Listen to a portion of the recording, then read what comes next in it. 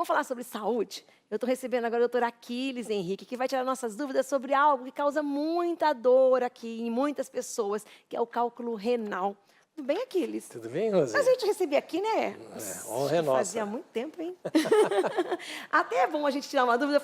Eu falei, nossa, eu também tenho essa dúvida, porque o Aquiles é urologista e andrologista. E muitas vezes a gente acha que o urologista é só homem, como o ginecologista é de mulher. E não é, né? Não é. Na verdade, a gente trata muitas patologias da mulher também, porque é óbvio, né? Mulher tem rim, tem bexiga. Inclusive, a incontinência urinária é um dos aspectos que o urologista atua bastante também, tanto como o ginecologista. Então, a gente no consultório é meio a meio, 50% homem, 50% mulher. Ah, então agora a gente já tirou a nossa dúvida. A gente vai falar hoje de cálculo renal. Mas tem cálculo urinário também, tem cálculo renal. Qual que é a diferença? Isso. Quando a gente fala cálculo urinário, significa que ele pode estar em qualquer lugar das vias urinárias. O cálculo renal é aquele cálculo que está situado no rim. Então, eu até trouxe um desenho aqui, não sei se consegue a câmera aqui, consegue Marcelo? ver. Marcelo, isso. Aí, ó, conseguiu aproximar ali, ó. Segue ali, tá? Ali então, naquela câmera. Isso, ali, tá. Então, esse aqui é o rim, tá? E aqui embaixo está a bexiga. Então, o cálculo renal é quando ele se situa no rim. O cálculo ureteral é nesse caninho que liga o rim até a bexiga. E, na verdade, o que mais judia da gente não é o cálculo renal, é o cálculo ureteral. Porque o rim, a pedrinha está quietinha no rim. Isso que falar, cálculo renal é quando as pedrinhas, né? Isso, que tem as pedrinhas dentro do rim. Mas essa pedrinha ela pode descer de repente e ela entra nesse canalzinho que é muito fino, chamado ureter, que tem 2 a 3 milímetros. Aí a pessoa tem muita cólica renal. A gente fala cólica renal, mas na verdade a pedra está situada no ureter. Ela sai do rim e desce nesse canalzinho. Desce Aí, nesse sim, por exemplo, tem uma pedrinha aqui quietinha de 5 milímetros, não dá sintoma. Quando ela desce para esse canalzinho, um objeto sólido, para onde para passar só a urina, que é líquido, de 5 milímetros se torna imenso. Então, uma pessoa, para eliminar uma pedrinha de 5 milímetros que caiu no ureter, sofre muito. Então, na verdade, o termo certo é cólica nefrética, não seria cólica renal. É que a gente fala assim para né? entender, né? E o que pode causar? Algumas pessoas têm essas pedras no rim, outras pessoas não têm. O que é o diferencial para uma ter e a outra não? Isso é uma tendência um pouco hereditária, genética. Pode ver que familiares que têm pais, tios, parentes que têm cálculo, têm mais chance de ter cálculo.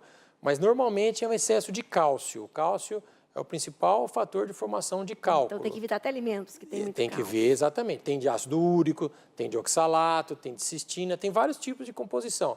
Mas o mais frequente é cálcio e ácido úrico. E claro que tem a dieta alimentar influencia bastante na produção naquelas pessoas que já têm uma tendência de ter cálculo. E como que pode ter cálculo renal emocional?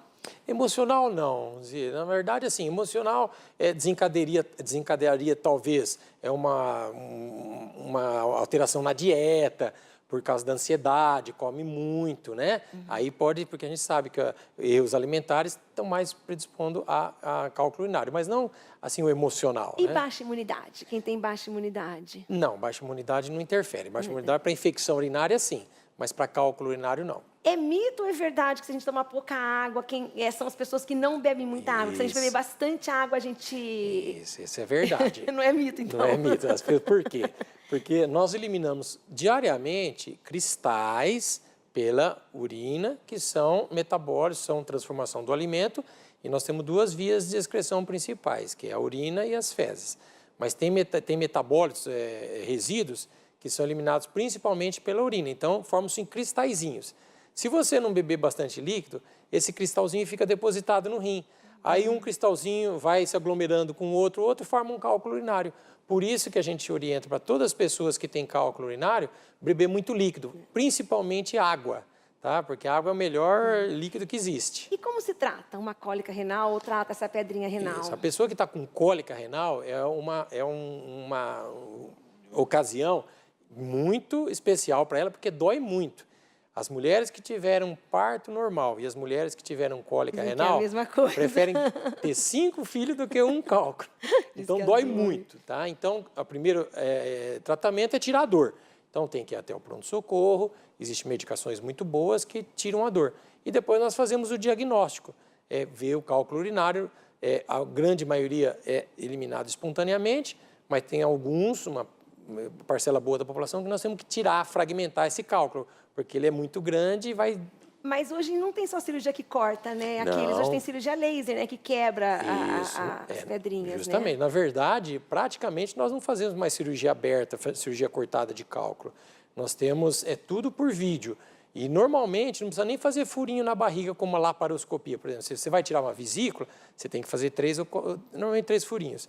Para as vias urinárias, não. A gente entra pelo próprio meato da uretra, que é o canalzinho do xixi. No homem é o pipi e na mulher é a uretra. Então, a gente não precisa nem fazer furinho, a gente entra com aparelhos especiais por esses condutos e atingimos até o rim. Nós chegamos da uretra, da ponta do pipi no homem, por exemplo, até o rim, por aparelhos. Tudo por vídeo. Nós temos o laser, que é a luz mesmo, não é? Porque existe uma confusão. Existe um tratamento que é mais antigo, que é aquele que encosta a almofadinha, faz o barulho, dá o disparo e quebra a pedra. Aquilo chama-se litotripsia extracorpórea por ondas de choque. Tá? Aquilo são ondas eletromagnéticas. E nós temos o laser intracorpóreo. Esse não, esse a gente entra dentro do corpo da pessoa e o laser, a luzinha do laser mesmo, fragmenta tudo o cálculo. Então, um cálculo, por exemplo, tem 15 milímetros.